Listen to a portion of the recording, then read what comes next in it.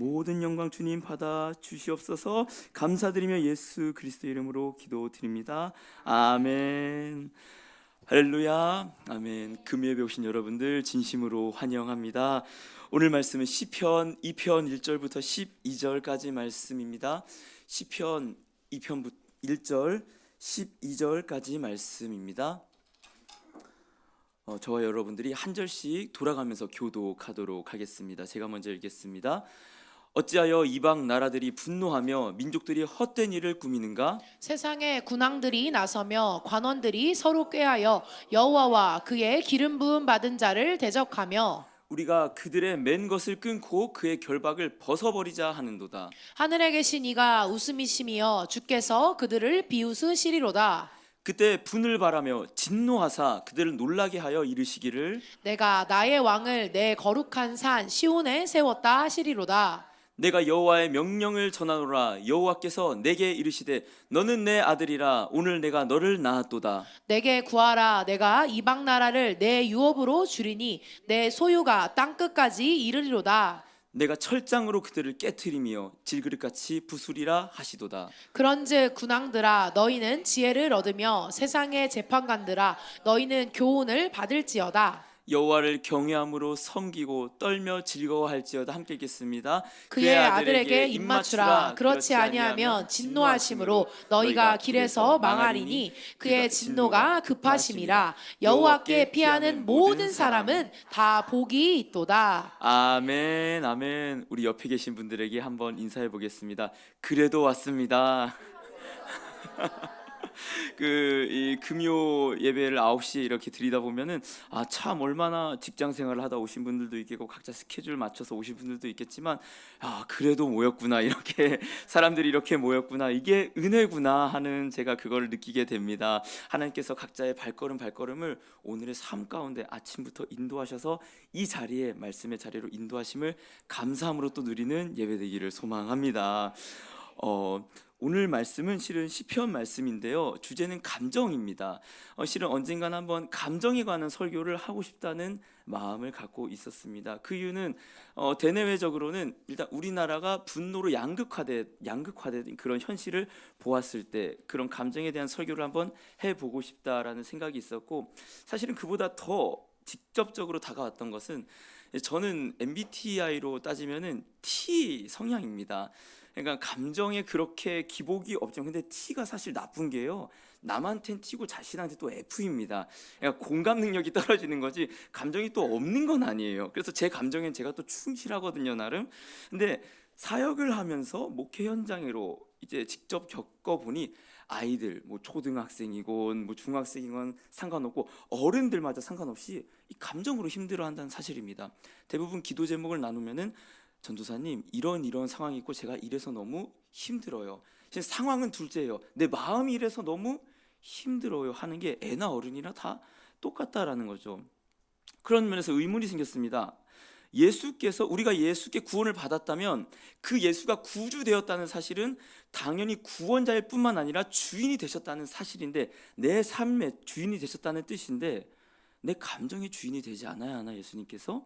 내 감정도 그분의 통치를 받아야 되지 않나? 근데 왜 구원받은 우리는 감정을 이렇게 힘들어할까? 분노로, 외로움으로, 좌절로, 절망으로, 수치로, 그 외 등등 모든 감정으로 왜 이렇게 우리는 힘들어할까? 과연 감정이란 무엇일까? 하나님께서는, 예수님께서는 감정을 어떻게 통치하시고 다스리나? 그래서 이건 T의 접근이죠. T적으로 접근해 보면서 이 말씀을 전해야 보겠다라는 생각을 하게 되었습니다.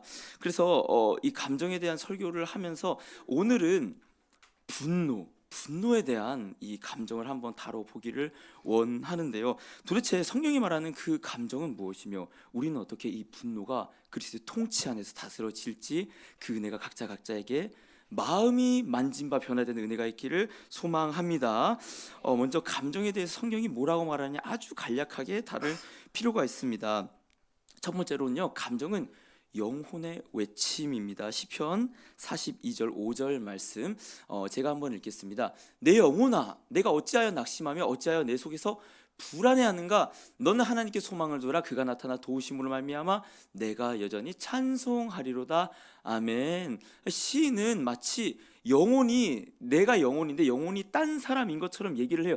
영혼아 친구인 것처럼 너 왜 낙심하고 있어라고 얘기를 하고 있습니다. 실은요 감정은 성경은 감정에 대해서 너 감정적인 게 나쁜 거야 이런 식으로 결코 말하지 않습니다. 오히려 감정이 굉장히 솔직해요. 너 왜 낙심하고 있어? 그 감정은 무엇이냐? 내 영혼의 외침이라는 거예요. 마치 몸이 아프면 그 증상으로 기침이 나오던 열이 나듯 하는 것처럼 내 영혼이 아프면은 그게 감정으로 나온다라는 사실입니다. 감정을 우리는 직면할 필요가 있는 거죠. 무시하고 참는 게 아니라 가감 없이 내 영혼이 이렇구나 받아들일 필요가 있고요. 두 번째로 감정은 관계의 지표가 됩니다. 시편 73편 15절에서 16절 말씀 또 제가 읽어보겠습니다.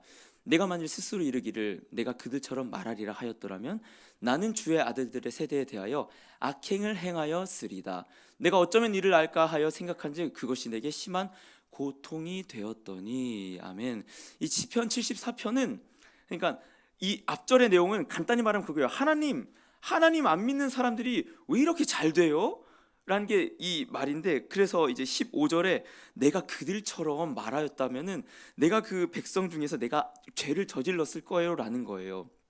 그러니까 무엇이냐, 이 시인이 겪는 그 감정은 바로 하나님과의 관계를 나타내는 사인이 되는 거죠. 그러니까 우리가 어떤 것에 화가 난다, 슬프다, 불안이 일어난다, 외롭다, 그 모든 감정들은 너 지금 하나님과의 관계가 어떤데 그 화가 나는 거야? 너 지금 하나님과의 관계가 어떻길래 너 외로움에 빠져 있는 거야? 이 관계를 알려주는 사인이 된다라는 사실이죠. 마지막 저는 이걸 가장 중요하게 여기는데요. 감정은 하나님께서 우리를 구원하는 도구가 됩니다. 고린도 후서 7장 10절 말씀을 우리 함께 읽어보겠습니다. 시작. 하나님의 뜻대로 하는 근심은 후회할 것이 없는 구원에 이르게 하는 회개를 이루는 것이요 세상 근심은 사망을 이루는 것이니라. 아멘. 고린도 후서에서는 굉장히 흥미로운 말을 해요. 근심이 좋은 겁니까 나쁜 겁니까? 나쁜 거인지 좋은 건지 사실 우리 알 수가 없는 거예요. 성경은 엄밀히 말해서 좋은 근심이 있고 나쁜 근심이 있다라고 얘기를 하는 거예요. 근데 너희가 하나님께서 주시는 그 근심을 하게 된다면 회개에 이를 거야. 하나님께서는 놀라운 것은요, 감정을 통하여서 하나님과의 관계를 진단하기도 하시지만 감정을 통해서 우리를 회개, 구원으로 인도하신다는 사실입니다. 그리고 감정은 굉장히 중요합니다. 그 중에서 아까 말했듯이 분노라는 그 감정이 무엇이냐? 분노는 무조건 나쁩니까? 그렇지 않습니다. 분노도 인간의 추악한 분노가 있고 하나님의 거룩한 분노가 있습니다.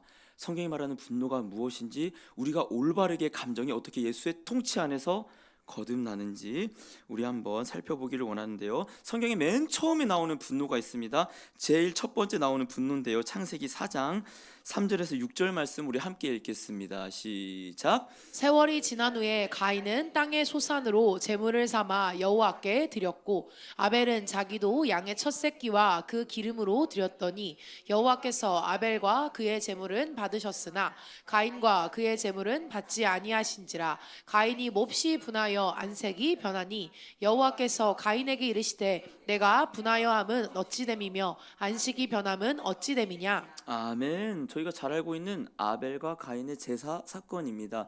하나님께서 아벨의 제사를 받고 가인이 자신의 제사를 받지 않자 하나님께서 몹시 분을 내죠. 처음으로 분을 내는 장면이 등장했습니다. 그러니까요, 실은요, 우리가 이 분노의 그 근원을 쫓아가다 보면요, 왜 화를 내냐? 실은 자기의 정의에 어긋났을 때, 자기의 그 기준과 가치 판단, 공의에 어긋났을 때 저희는 분노한다라는 사실입니다. 선악과를 따먹고요, 인간은 이제 하나님이 아니라 자신이 그 가치 판단의 주인이 되었습니다. 이게 좋은 거야, 이게 나쁜 거야, 하나님의 기준에 벗어나서 각자가 그 모든 기준을 세우게 되었고, 그 가치를 벗어나자 가인이 분노하게 된 거죠. 하나님, 아니 내가 땅을 경작하라 한 그 계보, 전통의 계보로 내가 이 땅의 소산으로 제물을 드렸는데 왜 내 예배 안 받아줘요? 굉장히 큰 분노가 일어나게 되는 것이지요. 그러니까 실은 우리 마음에 그 하나님보다 앞서는 그 기준과 정의, 율법과 성경이 사실 다 있다는 사실이에요. 제가 지금 이제 강도사고시란 걸 준비하고 있습니다. 그러니까 다음 주에 이제 서류를 제출해야 되는데 이 악법이 하나 있어요. 악법이 생긴 게 이제 저희 그 사역자들, 이 목사들에게 연금 기구가 만들어졌어요. 그 응급재단인데 이 응급재단에 3개월치의 이 연금을 납부해야 강도사고시를 볼 수 있는 거예요. 전 연금 받기 싫거든요. 받을 생각도 없었거든요. 근데 이거 3개월치를 내야 강도사 시험을 볼 수 있는 겁니다. 울며 겨자 먹기로 그 서류를 제출했는데 바로 어제 일이었어요. 이 전화가 오는 겁니다. 전도사님 서류를 받았어요. 근데 다시 보내야 될 것 같아요. 이걸 제가 다음 주 월요일까지 해야 돼서 시간이 급박하거든요. 그래서 아니 왜 그래야 되죠? 전도사님 생일이 3월 9일인데 이거를 3월 3일자로 작성해서 제출했는데 3월 9일 생일이 지나서 연금액이 늘어나서 다시 보내야 돼요. 그러니까 너무 제가 화가 나는 겁니다. 내가 이거 내기도 싫은데 이거를 지금 내가 생일이 지나서 그러니까 더 이제 짧은 기간에 더 내야 되니까 늘어나는 거죠. 더 내라고 하니까 화가 치밀어 오른 겁니다. 그래서 제가 물어봤어요. 팩스 안 돼요? 그랬더니 저희가 죄송해요. 팩스도 안 돼요. 너무 화가 나서 오늘 이 아내가 해갖고 어제 이렇게 해서 했는데 그러니까 제 안에 그거죠. 제 안에 법과 기준이 있는 거예요. 이거는 불공정해. 이건 도대체 공정하지가 못해. 그러니까 화가 일어나는 거고 가인도 똑같이 그러한 기준에서 하나님은 불공정해. 이게 어떻게 하나님이야? 왜 내 제사 안 받아줘? 불공정함에 분노가 치밀어 올라서 어떤 결과가 일어났습니까? 동생을 죽이게 되었던 것이지요. 그래서 오늘 한번 이 시편 2편 1절부터 3절을 한번 읽어볼 텐데요. 우리 한번 읽어보겠습니다. 시작. 어찌하여 이방 나라들이 분노하며 민족들이 헛된 일을 꾸미는가? 세상의 군왕들이 나서며 관원들이 서로 꾀하여 여호와와 그의 기름 부음 받은 자를 대적하며 우리가 그들의 웬 것을 끊고 그의 결박을 벗어버리자 하는도다. 아멘. 자, 여기 보면은 1절 시작부터 이렇게 해요. 어찌하여 이방 나라들이 분노하며라고 시작을 하고 있습니다. 이 분노로 시작하는 시편이 나오는데요. 왜 근데 분노를 했냐? 이 대상과 이유가 나오는데 2절에 보면은 그 대상이 누구냐? 여호와의 기름 부음 받은 자를 대적하며. 그러니까 이 분노가 나의 기준에서 하나님을 대적하는 것이고 3절에 그 이유가 우리가 그들의 맨 것을 끊고 그의 결박을 벗어버리자 하는도다. 이게 무슨 말이냐? 내가 여호와께서 세우신 그 왕, 그러니까 여호와의 통치 받기 싫어. 내 기준이 있는데 왜 여호와의 통치 받아야 돼? 이방이 그렇게 얘기를 한다라는 사실이죠. 여기 보면은 1절에 어찌하여 이방 나라들이 분노하며 헛된 일을 꾸미는가? 여기서 이 꾸미는가라게 이 히브리어로 하가라는 건데 이 시편 1편이 어떤 시편이었죠? 복이 있는 자는 여호와의 말씀에 거하는 자, 여호와의 말씀을 주야로 묵상하는 자. 이게 읍조리다라는 단어인데 이게 바로 히브리어로 하가예요. 그러니까 시편 1편은 복 있는 사람들은 말씀을 읍조리고 말씀에 거하는 사람인데 악인들은 말씀이 아니라 그들의 기준과 그들의 생각과 그들의 율법으로 이 헛된 일들을 읍조리는 자들이라고 시작을 하고 있는 것이죠. 그러니까 뭐냐? 쉽게 말해서 분노의 근원이 무엇이냐? 나의 정의 실현이 결국 분노의 근원이 된다는 사실입니다. 그 분노가 왜 일어나냐? 이런 거죠. 내가 원하는 가치와 정의가 실현이 안 됐네? 내가 바라고 있는 기준이 실현이 안 됐네. 그때 우리는 분노가 일어나게 된다는 사실입니다. 최근에 아주 끔찍한 사건이 대한민국에 있었죠. 그 하늘이 사건이라고 다들 아실 겁니다. 그 40대 명재환이라는 그 돌봄 교사가 이제 초등학생 아이를 잔인하게 살인한 일인데 경찰이 조사를 하다가 왜 살인을 저질렀는지 하는 그거를 이제 신문을 했었는데요. 그러니까 가정의 불화, 또 직장에서의 불만, 자신에 대한 불만이 쌓였다가 그 진노, 그 분노가 어린 아이에게로 향하여서 그 아이를 죽였다라고 이 사람이 얘기를 했었습니다. 그러니까 이 타인에게 그 분노가 전이가 됐던 것이죠. 이 사람의 마음속에 이게 있었던 거죠. 나는 내 가정에서 난 이렇게 살아야 되는데 내가 이 취급을 못 받네. 나는 직장에서 내가 이 정도의 기준으로 내가 이러한 대접을 받아야 되는데 내가 못 받네. 가장 궁극적으로 나 자신은 내가 이러한 기준과 이러한 대접을 받아야 되는데 내가 안 됐네. 불만이 쌓여서 처음에 자기를 이제 자살을 하려고 했는데 그게 약한 아이에게 돌아갔던 것이죠. 그러니까 실은요, 저희는 분노에 사로잡힌다. 내 틀과 내 기준에 사로잡힌 삶은 나를 죽이고 타인을 죽이는 삶으로 살 수밖에 없다는 사실입니다. 사무엘상 18장 8절 제가 읽어보겠습니다. 사울이 그 말에 불쾌하여 심히 노하여 이르되 다윗에게는 만만을 돌리고 내게는 천천만 돌리니 그가 더 얻을 것이 나라 말고 무엇이냐 하고, 사울의 이야기입니다. 평생 그 왕인 내가 있는데 다윗에게 그렇게 행동을 해 자신의 기준에 갇힌 이 사울은 평생 분노와 시기와 그 자존감이 낮은 모습으로 평생 다윗을 죽이는 삶, 나 자신도 결국 마지막에 자신을 죽였죠. 남을 죽이고 자신을 죽이는 삶으로 살 수밖에 없다는 겁니다. 우리는 그러면 질문을 할 수밖에 없습니다. 그렇다면 우리는 내 기준에 함몰되어서 남과 나를 죽이는 삶을 살지 않으려면 도대체 어떻게 해야 되는가? 내 배우자, 내 가족, 내 자식, 내 직장의 동료들, 또 무엇보다 나를 죽이지 않는 삶 어떻게 살 수 있는가? 우리 이어지는 시편 2편 4절에서 6절 말씀을 함께 읽겠습니다. 시작. 하늘에 계신 이가 웃으심이여 주께서 그들을 비웃으시리로다. 그때 분을 발하여 진노하사 그들을 놀라게 하여 이르시기를 내가 나의 왕을 내 거룩한 산 시온에 세웠다 하시리로다. 아멘. 놀라운 것은요, 분노, 이방 왕들이 분노한다고 했어요. 내 기준에 벗어났네 저 하나님 왕이. 근데 하나님께서 어떻게 하시냐? 웃으시면서, 굉장히 좀 소름 돋아요. 4절에는 막 비웃으면서 쟤네 뭐하냐 하면서 웃다가 5절에 진노를 하시면서 얘기를 하고 계신 것이죠. 그러니까 분노엔 뭐로 대한다? 하나님께서 분노로 대하시는 겁니다.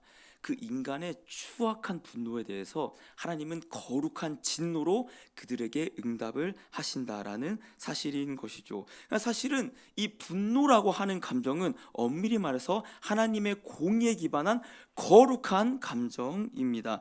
이러한 분노가 사실 여기에만 나오는 게 아니라 성경에 굉장히 많이 등장하는데, 이사야 10장 5절 제가 읽어보겠습니다. 아수르 사람은 화 있을진저 그는 내 진노의 막대기요 그 손에 몽둥이는 내 분노라.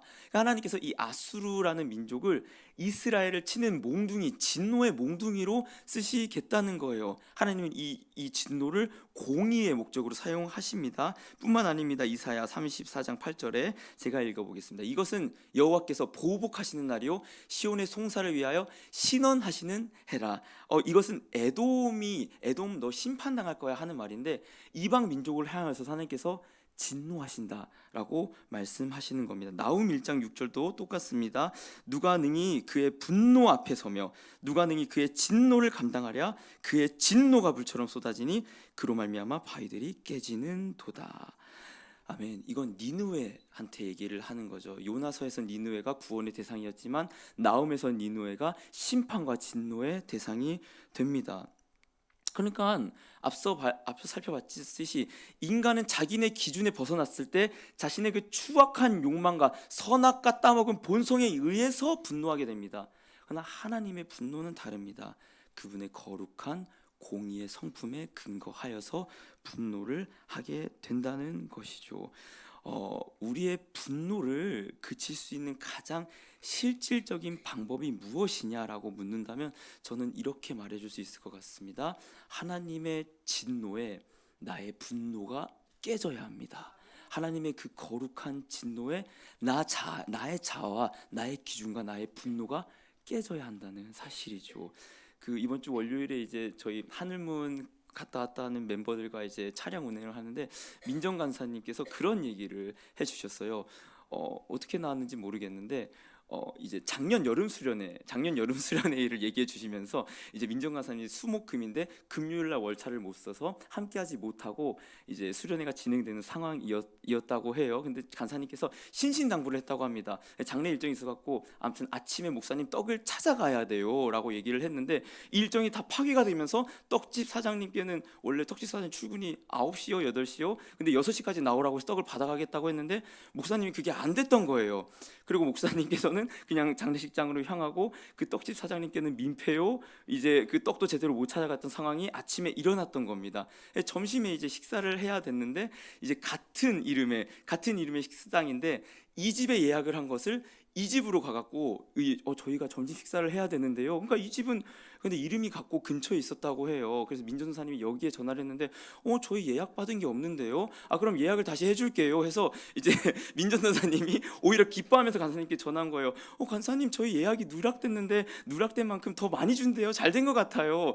근데 아니죠. 여기 예약이 되어 있던 건데 예약이 안 된 데다 전화를 해갖고 다시 예약을 해서 식사값이 2개나 나간 거죠. 그러니까 우리 파워제이 민정 간사님께서는 이게 너무 속상하고 분노가 일어났다고 합니다. 화가 일어났다는 거예요. 이 사람들은 왜 이렇게 부주의하지? 이런 생각에 근데 이게 분노가 사실 해가 지지 말도록 넘지 말라 하는데 이게 일주일이 넘도록 지속이 됐다고 해요, 간사님께서. 근데 그러면서 그런 느낌을 받았다고 합니다. 하나님께서 나를 뭔가 때릴 것 같다라는 생각이 드는데 아니나 다를까 한음을 예배를 드리고 기도를 하고 일어났는데 와장창 넘어졌다고 합니다. 그래서 뭐 민전도사님은 화분이 쓰러졌다, 뭐 누구는 강대상이 무너졌다, 이 정도로 이제 와장창 무너졌다고 해서 30분 동안 이 기도가 아니라 못 일어나서 거기에 주저앉아 있었다고 해서 부축받고 일어났다고 합니다. 근데 하나님께서 간사님께 이런 마음을 주셨대요. 이제 내가 왜 이렇게 부주의해서 다쳤지 하는 그 말에서 내가 그 사람들을 향하여서 왜 저 사람들은 이렇게 부주의하지 했던 게 봐봐 너도 부주의하잖아, 너도 부주의할 수 있잖아 하는 그런 응답을 주셨다라고 합니다. 물론요 이게 뭐 하나님께서 진노로 치셨다 이런 의미는 아닌데요, 하나님께서는 우리의 감정을 통치하세요. 다스리세요. 그 분노에 휩싸여서 내 인생과 내 옆에 있는 사람들에게 상처와 생명을 앗아가는 그런 거를 가만히 두고 보지 않습니다. 그러니까 우리의 감정은, 우리의 분노는 사실 하나님의 거룩한 진노에 의해서 통치받아야 된다는 사실입니다. 저는 그럼 물렁물렁한 하나님이 싫습니다. 오히려 제가 헛된 일들을 꾸미느냐, 이방 왕들이 분노하며 헛된 일들을 너 입에서 읊조리느냐, 하나님께서 차라리 저를 치셨으면 좋겠어요. 죄송합니다 하나님, 제가 다시 돌아가겠습니다. 이 진노로 우리를 다스리신다는 사실이지요. 그렇다면 이 진노를 누굴 통해서 다스리느냐, 우리 시편 2장 7절에서 9절 말씀 함께 읽어보겠습니다. 시작.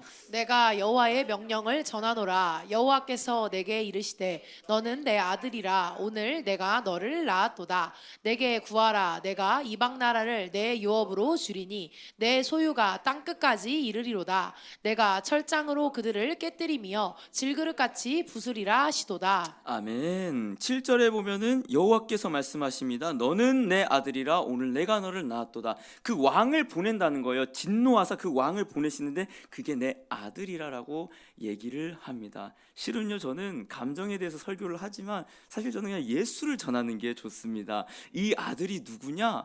예수 그리스도이십니다. 히브리서 1장 5절 말씀 제가 한번 읽어보겠습니다. 하나님께서 어느 때 천사 중 누구에게 너는 내 아들이라. 오늘 내가 너를 낳았다 하셨으며 또 다시 나는 그에게 아버지가 되고 그는 내게 아들이 되리라 하셨느냐. 아멘. 히브리서 기자는 이 시편 2장 이 말씀을 갖고 와서 얘기하는 거예요. 천사 중에 누구에게 너는 내 아들이라고 한 적이 있느냐? 오직 예수 그리스도를 향하여서 너는 내 아들이라라고 얘기하셨다라고. 이 구절이, 이 아들이 누구냐? 물론 가까이 있는 다윗일 수도 있습니다. 다윗의 후손일 수도 있어요. 근데 이 아들 예수라고 얘기를 하는 거예요. 예수가 그 진노로 세상의 헛된 분노를 모두 치실 거다라고 얘기를 하고 있습니다. 요한계시록 19장 12절에서 16절 말씀 제가 한번 읽겠습니다. 그 눈은 불꽃 같고 그 머리에는 많은 관들이 있고 또 이름 쓴 것 하나가 있으니 자기밖에 아는 자가 없고 또 그가 피 뿌린 옷을 입었는데 그 이름은 하나님의 말씀이라 칭하더라.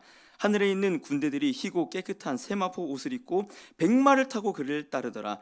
그의 입에선 예리한 검이 나오니 그것으로 만국을 치겠고 친히 그들을 철장으로 다스리며 또 친히 하나님 곧 전능하신 이의 맹렬한 진노에 포도주 틀을 밟겠고. 아멘. 여기까지 읽어보겠습니다. 그 2편 여기에서도 나오죠. 9절에 2편 9절에 내가 철장으로 그들을 깨트리며. 근데 계시록에서는 요한은 이걸 누구라고 말해요? 15절에 그의 입에서 예리한 검이 나오며 그가 철장으로 만국을 부술 것이라라고 얘기를 합니다. 누구입니까? 예수 그리스도이십니다. 정확히 말하면요, 다시 오실 예수 그리스도. 물론 이 계시록 말씀은요, 만국이 너희가 너희 뜻대로 떵떵거리면서 잘 산다고 하니, 아니 너희 만국에 다 이 예리한 검 말씀에 의해서 너희가 다 심판받을 거야. 말씀이신 그리스도를 믿냐 안 믿냐 그거에 따라서 너희가 다 심판받을 거야 라고 얘기를 하고 있습니다. 그러나 저는 이것이 그 정말 마지막 때에만 일어나는 일이라고 결코 생각하지 않습니다. 만국, 우리나라는 이 복음의 영향권 안에 있지 않습니까? 있습니다. 우리나라도 분명히 이 복음의 영향권에 있습니다. 또 제가 하늘문에 있다 보니까, 하늘문이 이제 원장님께서 필리핀으로 선교를 가셨는데, 필리핀은 이 말씀이 안 전했었습니까? 전해지고 있습니다. 이 말씀은요, 온 만국으로 흩어져서 선포되면서 말씀은 실은 무섭습니다. 누구에게는 생명의 말씀이 됩니다. 믿는 자에게는. 그러나 믿지 않는 자들에게는 나중에 심판의 근거가 될 것입니다. 너가 말씀을 들었어, 듣지 않지 않았어? 이 말씀으로 분명히 심판이 이루어질 것입니다. 그러니까 예수 그리스도께서 말씀으로 온 만국을 치고 계시고 지금도 저희를 치고 있다는 사실입니다. 그러니까 우리는 이 진노 앞에서 하나님께 어떻게 나아가야 하냐? 하나님, 나의 이 더럽고 헛된 분노를 말씀으로 쳐주시옵소서. 내가 더 이상 이 썩은 것들에 나의 이 허탄한 기준에 맞춰서 나도 죽고 남도 죽이는 그런 인생이 아니라 말씀으로 날 쳐주시옵소서. 예수여 날 통치하소서. 우린 이 말씀으로 이렇게 반응을 해야 된다는 사실이지요. 그렇게 우리가 말씀에게 하나님 말씀으로 나를 쳐주시옵소서 하게 될 때 우리는 어떻게 되냐? 예수께 피하게 됩니다. 시편 2편 10절에서 12절 말씀을 함께 읽겠습니다. 시작. 그런즉 군왕들아 너희는 지혜를 얻으며 세상의 재판관들아 너희는 교훈을 받을지어다. 여호와를 경외함으로 섬기고 떨며 즐거워할지어다. 그의 아들에게 입맞추라. 그렇지 아니하면 진노하심으로 너희가 길에서 망하리니 그의 진노가 급하심이라. 여호와께 피하는 모든 사람은 다 복이 있도다. 아멘, 아멘. 하나님께서 진노를 바라셨습니다. 예수 그리스도를 통해 진노의 말씀 또는 생명의 말씀 우리 각자에게 보내셨습니다. 그 결과가 뭐냐? 아들에게 입맞추라. 예수께 입맞추라. 너희가 이 말씀을 받았니? 그러면 예수께 나와. 이 진노를 피하기 위해서 예수께 입맞춰. 너희 그 기준대로 그만 살고 말씀대로 살아라고 얘기를 하고 계신 것이죠. 그러니까 하나님의 이 거룩한 진노의 목적은요, 우리의 완악한 진노는 나도 죽이고 남도 죽이는 게 목적이 되지만 하나님의 거룩한 진노의 목적은요, 구원이 됩니다. 아들에게로 오게끔 하는 이 말씀에 내가 떨어졌을 때 도저히 내가 이 말씀의 기준에 맞춰서 살지 못하는 죄인이구나, 이걸 깨닫고 아들에게 입 맞추는 자로 인도함 받는다라는 사실이지요. 예수님, 그런데요, 놀랍게도 이 진노를 행하시는 예수님께서 동시에 누가 되셨냐, 뭐가 되셨냐? 이 진노를 받는 대상이 되셨다는 사실을 저희 또한 기록할 필요가 있습니다. 마태복음 26장 39절 말씀을 제가 한번 읽어보겠습니다. 조금 나아가사 얼굴을 땅에 대시고 엎드려 기도하여 이르시되 내 아버지여 만일 할만하시거든 이 잔을 내게서 지나가게 하옵소서. 그러나 나의 원대로 하옵시고 아버지의 원대로 하옵소서 하시고 아멘. 예수님께서는요, 분명히 만국을 철장으로 치실 그 말씀을 들고 오실 왕이십니다.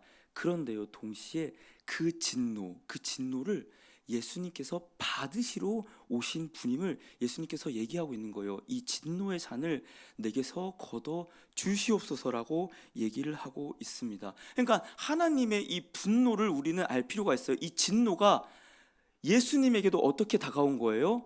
구원으로 다가온 거예요. 내가 이 진노를 대신 받고 이 백성들을 구원하고 나에게 피하는 모든 자들을 내가 구원하겠다. 하나님의 거룩한 진노는 구원으로 이루어졌다는 사실입니다. 그러니까 우리는 계속해서 알아야 될 사실은 우리의 이 분노가 하나님의 이 거룩한 진노 또 예수님께서 받은 그 진노 앞에서 산산이 깨져야 한다는 사실이지요. 제가 신대원을 준비했을 때였습니다. 그때는 이제 직장도 관두고 아직 신대원 들어가기 전이었고 독서실에서 하루에 10시간씩 12시간씩 자유롭게 말씀을 볼 수 있었던 너무나도 행복한 시간이었습니다. 말씀을 보면 제가 이 말씀을 보면서 너무 감격이 일어나서, 하나님, 내가 이 큰 진노에서 이렇게 구원을 받았다고요? 나같이 더럽고 먼지 같고 쓰레기 같은 존재가 이 큰 진노에서 구원을 받았다고요? 감사해서 일어났다가 앉았다가 기뻐했다가 웃었다가 그렇게 독서실에서 혼자서 이렇게 말씀을 보다가 점심을 먹으려고 이제 집을 오고 이렇게 했었거든요. 근데 저희 누나가 백수입니다. 그때도 백수였고 지금도 백수, 3년째 백수네요. 아유, 어머니 마음이 속이가. 아무튼간에 이제 그때도 백수였는데 이제 누나는 이제 밥을, 저랑 타이밍이 달라요. 그래서 제가 밥을 먹으러 늦게 일어나서 밥을 먹으러 갔는데, 제가 신대원 준비하면서도 그래도 빨래랑 어떤 청소나 식사 제가 다 해결을 했습니다. 근데 제가 누나 건 누나가 해결을 해 했는데, 제가 그렇게 말씀에 감격을 받고 집에 와서 봤는데 설거지가 쌓여 있는 겁니다. 기분이 안 좋았어요. 제가 그것까진 참을 수 있어요. 제가 냄새에 조금 민감합니다. 그 옆에 음식물 쓰레기통이 있는데 진짜 음식물 쓰레기통이 만화처럼 바나나 껍데기가 이 통 사이에서 이렇게 바나나 껍데기가 이렇게, 죄송합니다. 혀를 내밀어서 저를 양치는 하고 설교를 하는데, 아무튼 이 쓰레기통이 바나나 껍데기를 이렇게 내밀고 있고 냄새가 다 퍼져 있고, 할머니가 이걸 또 치우지 못하니까 그 냄새 가득한 집에서 할머니는 이제 누워 있고 누나는 방문 꼭 닫고 있는데 너무 화가 나는 겁니다. 그래서 제가 누나 방문을 딱 열라고 하는 그 순간 제가 이 말씀을 보고 천국에 있다가 내가 이 쓰레기통 하나 보고 분노에 휩싸이네, 이 괴리감에 제가 빠져서, 그때 이거 성령께서 주신 마음이에요. 문고리를 잡은 순간 예수 예수 예수 이렇게 제가 속마음으로, 딴 게 아니에요. 그냥 예수 예수 예수 하고 돌아가서 제가 이제 비닐 장갑을 끼고 그 쓰레기통을 버리고 왔습니다. 실은요, 분노를 해결할 방법, 이 분노가 치밀어 오를 때 우리가 어떻게 해야 되느냐? 전 모르겠어요, 사실. 저도 분노가 정말 제 이성이 이를 때까지 가본 적이 누구나 한 번씩은 있을 것입니다. 그때 무슨 이성적인 생각이 들어요? 하나님의 진노 앞에 여러분의 거룩한 분노, 이런 게 사실 안 들립니다. 근데 제가 경험한 바 가장 확실한 방법은 예수 예수 예수. 그냥 분노가 이만큼 치밀어 오를 때 예수 예수 예수 그냥 외치는 겁니다. 그때 나같이 더럽고 하찮은 걸로 화내는 먼지 같은 날 위해서 예수께서 그 모든 진노를 쏟아부은 받았구나, 그 사실이 우리에게 다가온다는 것이죠. 한 주 동안 분노가 이만큼 닿으신 경험이 있습니까? 이 시간 간절히 소망하기를, 분노가 차오를 때 예수 예수 예수 외치길 소망합니다. 사단이 까불어요. 그걸로, 그 감정으로 저희를 까부른단 말이에요. 그때 우리가 예수 예수 예수 외치며 예수로 이겨내는 거룩한 성도 되길 간절히 소망합니다. 마지막인데요, 저는 여기서 한 발만 더 나아가길 원합니다. 그래, 우리가 진노를 피했어 라고만 하는 것이 아니라 우리는 이제 이 분노의 감정을요, 하나님의 거룩한 의분, 의노에 동참하게 된다는 사실이에요. 아들에게 입 맞추라, 그 아들의 라인에 서서 우리는 이제 그 감정이 올바른 분노로 향하게 된다는 사실입니다. 우리의 분노가 어떤 분노로요? 나의 기준이 아니라 하나님의 정의와 공의, 말씀의 기준에서 죄를 향한 분노, 사단을 향한 그 분노로 향하게 된다는 사실입니다. 사무엘상 11장 6절에서 7절 말씀 우리 함께 읽겠습니다. 시작.